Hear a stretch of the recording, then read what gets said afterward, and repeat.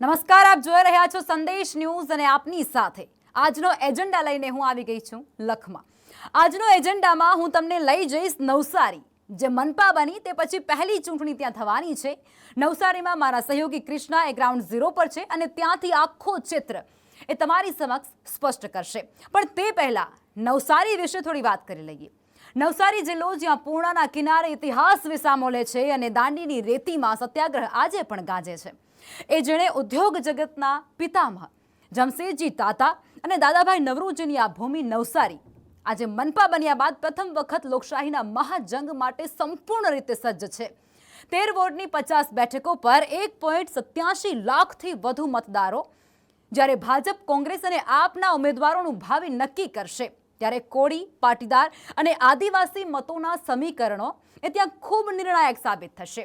વિકાસની હરણફાળ વચ્ચે પૂર્ણાનું પ્રદૂષણ, રોજગારી અને અંતરિયાળ વિસ્તારોમાં અસુવિધાઓના સળગતા સવાલો આજે પણ જનતાના મનમાં અકબંધ છે.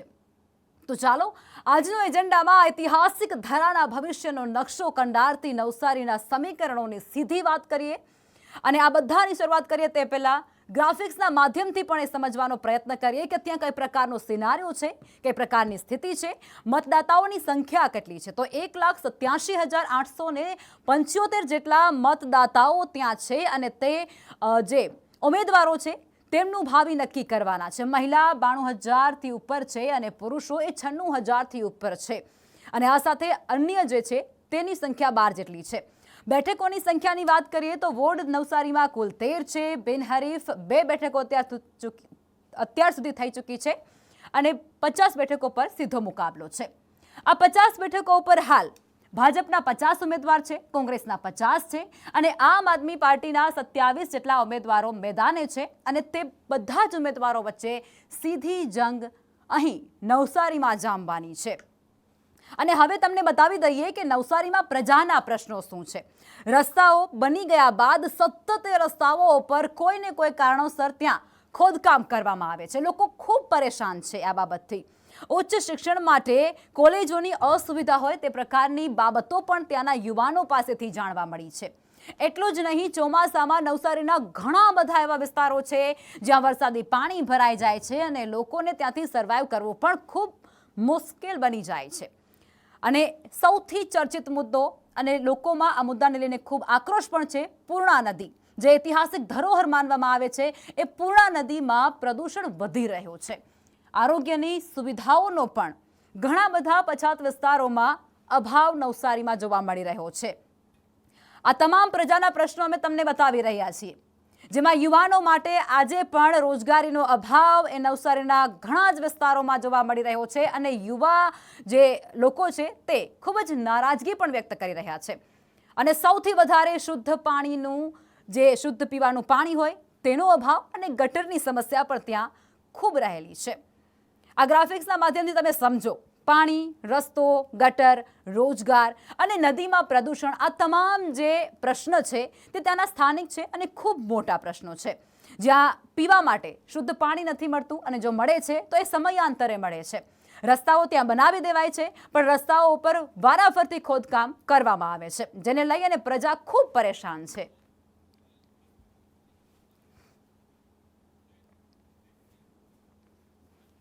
અને હવે જેમ શરૂઆતમાં મેં તમને કહ્યું કે નવસારીથી ગ્રાઉન્ડ ઝીરોથી અમારા સંવાદદાતા કૃષ્ણા અમારી સાથે જોડાયેલા છે, કૃષ્ણા પટેલ.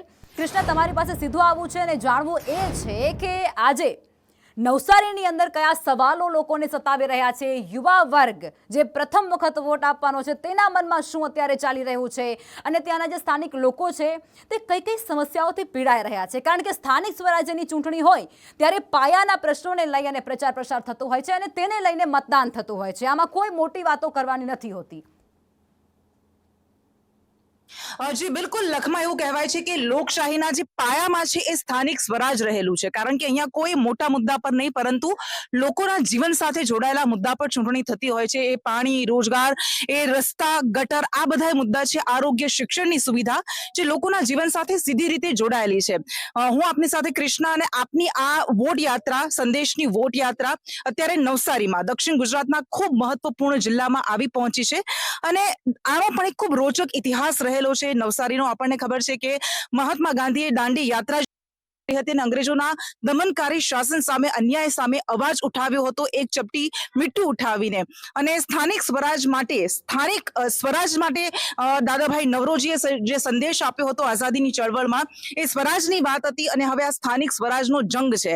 ઘણા બધા મુદ્દાઓ છે. રાજનીતિના સમીકરણો આ પ્રદેશના ઘણા બદલાયા છે, કારણ કે શરૂઆતમાં કોંગ્રેસનું અહીંયા સારું એવું વર્ચસ્વ હતું, પરંતુ 1990ના દાયકા બાદ ધીમે ધીમે ભારતીય જનતા પાર્ટીએ પકડ મજબૂત બનાવી અને હવે ત્રીજો પક્ષ પણ મેદાનમાં આવી ગયો છે. પરંતુ પ્રશ્નો શું છે? ખૂબ મહત્વની આ વાત છે. જો કે અત્યારે આપણે જે રીતે જોઈ રહ્યા છીએ, સ્થાનિક સ્વરાજની આ ચૂંટણી છે, પરંતુ તેમ છતાં એટલો બધો રાજકીય ગરમાવો છે, કારણ કે આવન જાવન શરૂ થઈ ગઈ છે, સામસામા વાર પલટવાર શરૂ થઈ ગયા છે, ઉમેદવારો ધમકાવાના આરોપ લગાવી રહ્યા છે, ઘણા બધા એવા મુદ્દાઓ છે. મારી સાથે નવસારીથી આપણા સંવાદદાતા છે રાજન રાજપૂત, એ પણ એમની પાસેથી શરૂઆતમાં આપણે સમજી લઈએ કે અત્યારે અહીંયા કેવો માહોલ છે, રાજકીય ગરમાવો કેવો જામ્યો છે. રાજન, આપણે અત્યારે મનપાની જ વાત કરીએ તો મહાનગરપાલિકાની જ 52 બેઠકોમાંથી 2 બેઠકો બિનહરીફ થઈ ગઈ છે. આખા નવસારીમાં 60 જેટલી બેઠકો બિનહરીફ થઈ ગઈ છે. જિલ્લા પંચાયતની વાત કરીએ, તાલુકા પંચાયતની વાત કરીએ, આ શું સૂચવે છે નવસારીની રાજનીતિમાં? કૃષ્ણા, ખાસ કરીને હું કહેવા માંગીશ કે નવસારીની અંદર જે આ પરિસ્થિતિ બની છે એને ભાજપા ઐતિહાસિક ગણાવી રહ્યું છે. પરંતુ મહત્વની બાબત જોવા જઈએ તો કોંગ્રેસે ક્યાંક ને ક્યાંક લોકશાહી ઉપર સવાલ ઉઠાવ્યા હોય તેવો માહોલ બન્યો છે, કારણ કે ગણદેવી નગરપાલિકાની અંદર કોંગ્રેસે સીધી નગરપાલિકા ભાજપાને ભેટ આપી દીધી છે. કોંગ્રેસે ત્યાં મેન્ડેટ નથી પહોંચાડ્યા, જેના કારણે ઉમેદવારો ચૂંટણી લડવાના લાયક જ ના રહ્યા. બીજી તરફ નવસારી મનપાની વાત કરીએ તો નવસારી મનપાની અંદર 2 ઉમેદવારોએ જે ફોર્મમાં જે તકલીફો થઈ હતી તેના કારણે 2 ઉમેદવારો ભાજપાને બિનહરીફ બેઠકો મળી ગઈ છે. 52 બેઠકો ઉપર ચૂંટણીનો જંગ હતો, તે હવે સીધો જ 50 બેઠકો ઉપર સીમિત રહી ગયો છે. ત્યારે હવે 50 ઉમેદવારો ભાજપાના, 50 ઉમેદવારો કોંગ્રેસના, અને આમ આદમી પાર્ટીએ પણ અત્યારે આ જંગમાં એન્ટ્રી મારી છે. 27 જેટલા ઉમેદવારો આમ આદમીના પાર્ટીના પણ આ ચૂંટણી જંગમાં છે. હા, બિલકુલ. એટલે આપણે સામાન્ય રીતે જે લોકસભા વિધાનસભાની ચૂંટણીમાં ચિત્ર જોતા હોઈએ છીએ, અત્યારે આ સ્થાનિક સ્વરાજની ચૂંટણી છે. 2027ની વિધાનસભા ચૂંટણી પહેલાનું સેમીફાઇનલ માનવામાં આવે છે, પરંતુ તેમ છતાં કંઈક માહોલ એવો જ જોવા મળી રહ્યો છે. આપણી સાથે નવસારીની જનતા પણ છે, પોલિટિકલ પાર્ટીના સમર્થકો પણ છે. આપણે વાત કરીશું એમની સાથે. શું નામ છે તમારું? કેયુરભાઈ, ભારતીય જનતા પાર્ટી પર સીધા આરોપ લાગ્યા છે કે લોકશાહીની હત્યા થઈ રહી છે આવી રીતે ઉમેદવારોને ધમકાવીને, એમના ફોર્મ રદ કરાવીને. એકચ્યુઅલી તમને હું સાચી વાત કરું તો લોકોના મનમાં ભાજપ સિવાય કોઈ પાર્ટી જ નથી.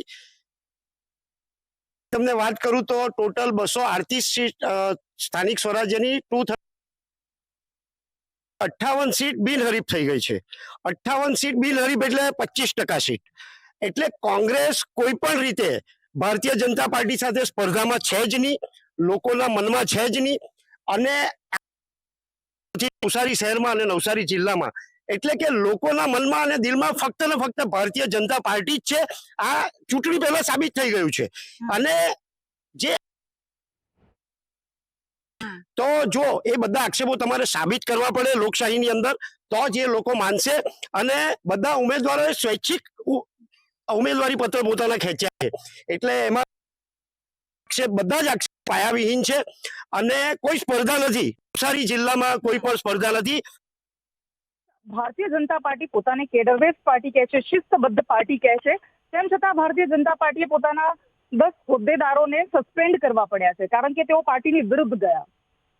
સ્વાભાવિક છે, પાર્ટીના કોઈ કામગીરીથી કે પાર્ટીના મેન્ડેટને અનુલક્ષીને કોઈ કામગીરી ન કરતા હોય અને પાર્ટી અગેન્સ્ટ જતા હોય તો એમને ટિકિટ ના મળી હોય, ઘણા બધા કારણ હોય જેના કારણે એમ સસ્પેન્ડ કરવા પડે. પરંતુ જેમ અમારે કેવુરભાઈ વાત કરી કે આ નવસારી જિલ્લાની જે કહેવાય કે જે સ્થાનિક સ્વરાજ્યની ચૂંટણી છે, એમાં આખો જિલ્લામાં એક તરફી માહોલ છે. 100% સીટો ભારતીય જનતા પાર્ટીને ફેવરમાં આવવાની છે, કારણ કે જેમ એમણે કીધું તેમ 25% સીટ તો ઓલરેડી લોકોએ આપણને અમને બિનહરીફ આપી દીધી છે. અને એમાં કોઈ એમને જે પાયા આક્ષેપ કર્યાથી એમને નિષ્ફળતા છુપવા માટેના આક્ષેપ કોઈ શાસક પક્ષની પાર્ટી પર કરતા હોય, સ્વાભાવિક છે, પોલિટિકલ પાર્ટી છે, એમનું અસ્તિત્વ જળાવવાની કોશિશ કરવી પડે. આ વખતે તો અમે ખરેખર એમને અભિનંદન આપતા હતા કે આ ચૂંટણી લડવાનું તો સાઈડ પર રહી ગઈ, પણ 52 ઉમેદવાર મળે એના માટેના અભિનંદન આપવાના હતા.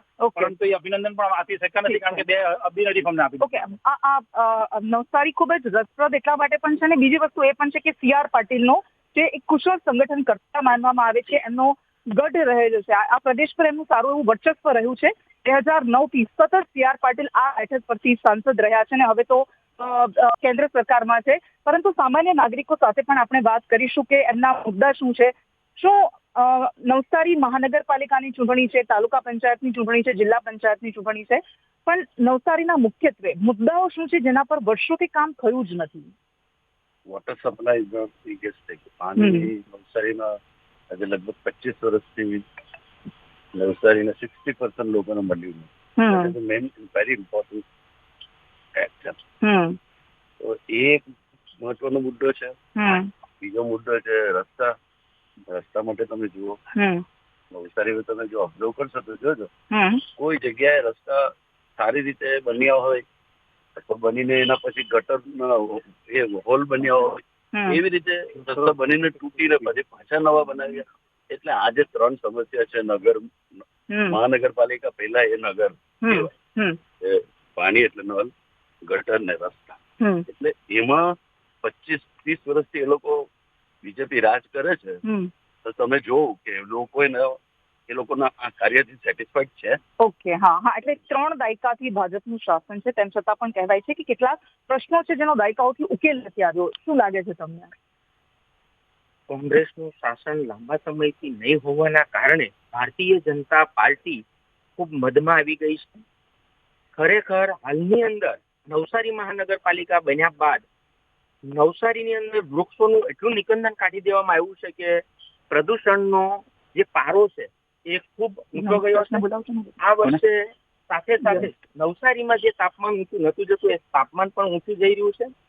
સિમેન્ટ કોન્ક્રીટના જે જંગલો હડકવામાં આવી રહ્યા છે પણ એમાં કોઈ મજબૂતાઈ નથી. ઓકે. અને આવનારા સમયની અંદર લોકોને સ્વાસ્થ્ય સાથે છેડા થઈ રહ્યા છે.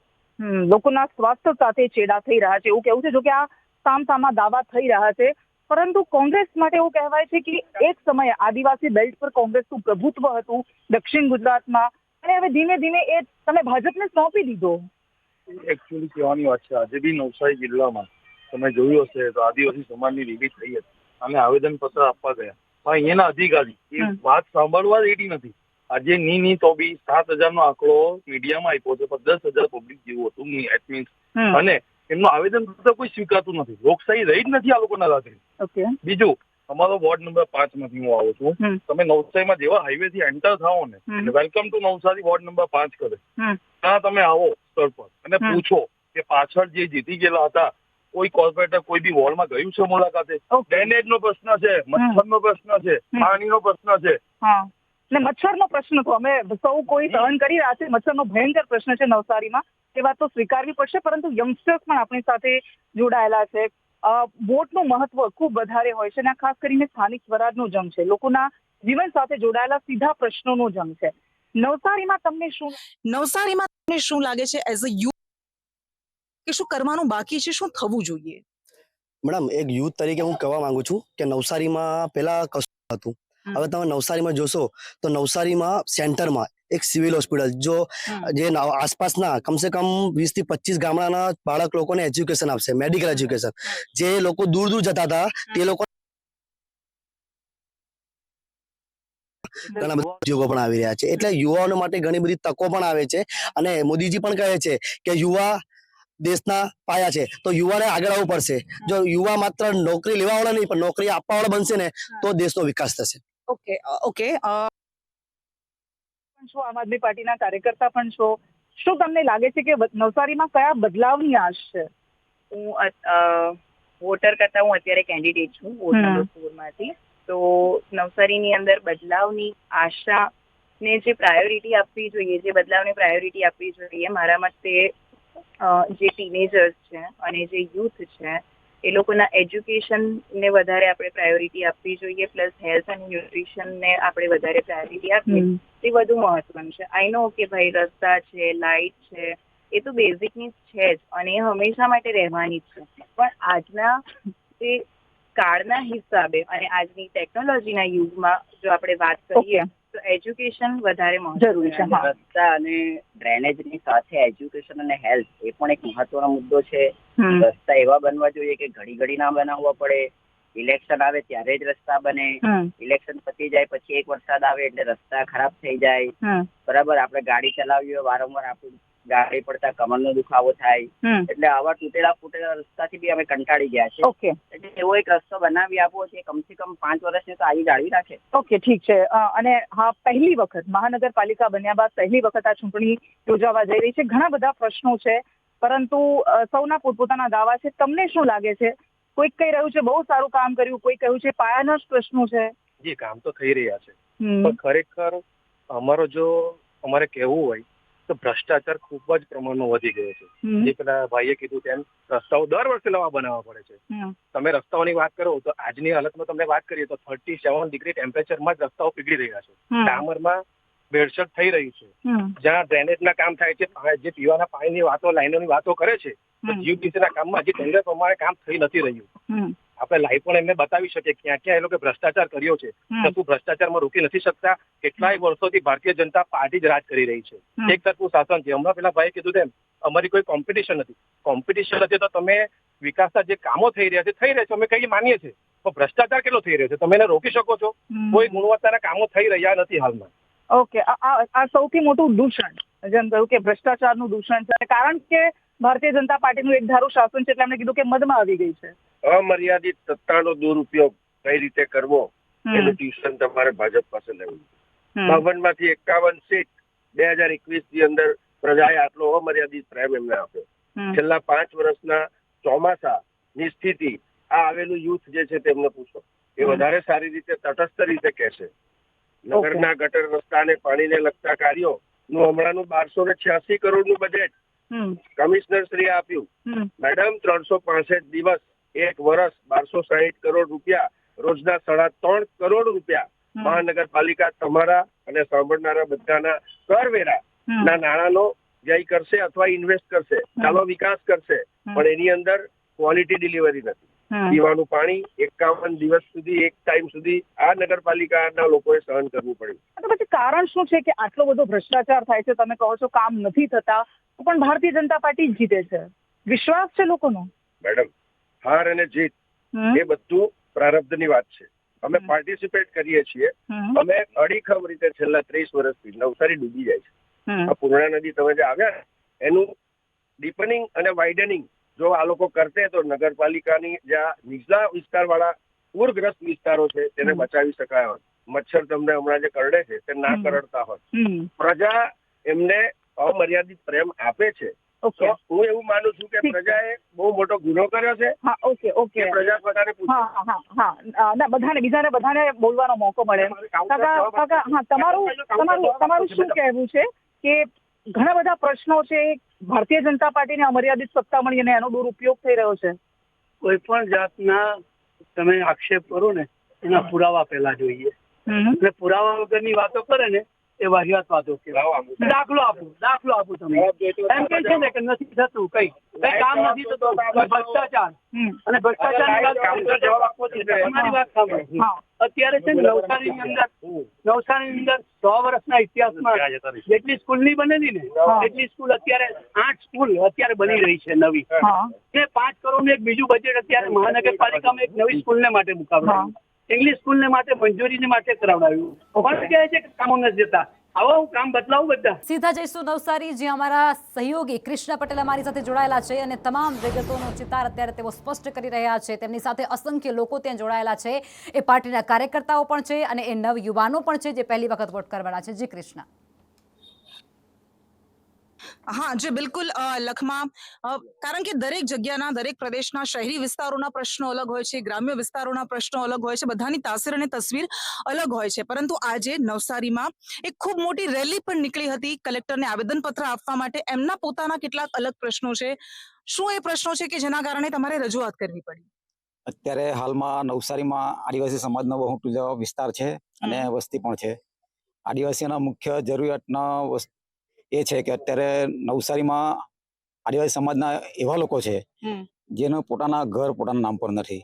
આજે નવસારીનો વિકાસ થઈ રહ્યો છે, વિકાસ થવો જરૂરી પણ છે, પણ વિકાસના કામમાં આદિવાસી સમાજને જે નુકસાન થવા જઈ રહ્યું છે તો તેમને પણ વિકસાવવા માટે અમારી માંગ હતી કે ડિમોલેશન તમે કરો તેનો કોઈ અમને વાંધો નથી, પણ તે પહેલા એમના ઘરોને એમને પહેલા વિકસાવો, ત્યારબાદ એનું ડિમોલિશન કરવામાં આવે એ માટે આજે આવેદનપત્ર આપવામાં આવ્યું હતું.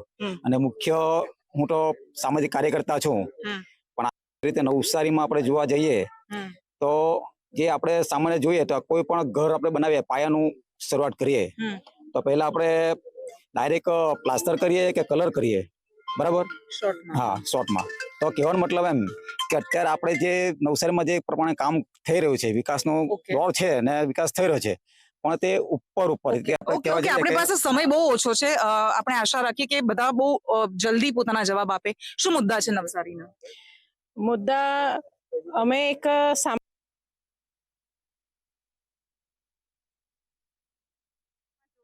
છેલ્લા 10 વર્ષથી જોઈએ છે તો નગરપાલિકામાંથી મહાનગરપાલિકા બની છે. મહાનગરપાલિકા બનીને ઘણા બધા વિકાસના કાર્યો પણ થયા છે, એટલે જનતા 80% તો સેટિસ્ફાઈડ છે. જે પણ 20% બાકી છે એ જલ્દી થઈ જશે. ઠીક છે, સેટિસ્ફાઈડ છે એવું તમારું શું માનવું છે? गरीब की थाली में पुलाव आया है, शहर में चुनाव आया है. पक्ष અને વિપક્ષ બંનેને મારો એક સવાલ છે કે વોર્ડ નંબર 1, 2 થી સિટીમાં આવવા માટે ફાટક હતું, તો એ ફાટક બંધ કરી દીધું. બંધ કરીને ત્યાં ઉપર ઓવરબ્રિજ બનાવ્યો, બરાબર? હવે આ ઓવરબ્રિજની ગુણવત્તા હું તમને કહું, એવો ઓવરબ્રિજ બનાવ્યો કે પહેલા જ વર્ષે ઓવરબ્રિજ પૂરમાં ડૂબી ગયો, બરાબર? ત્યાંથી વાહનોની અવરજવર બંધ થઈ ગઈ. આટલો મસ્ત ઓવરબ્રિજ બનાવી દીધો. ચાલો, ઓવરબ્રિજ બનાવ્યો, સારી વાત છે, પણ આ ઓવરબ્રિજ બનાવ્યો તો લોકોને ચાલવા માટે ક્યાં જવાનું? ફાટક ક્રોસ કરવા માટે, રેલવે ક્રોસ કરવા માટે ક્યાં જવાનું? એના માટે પેડલ બનાવ્યો કે નહીં? નથી બનાવ્યો.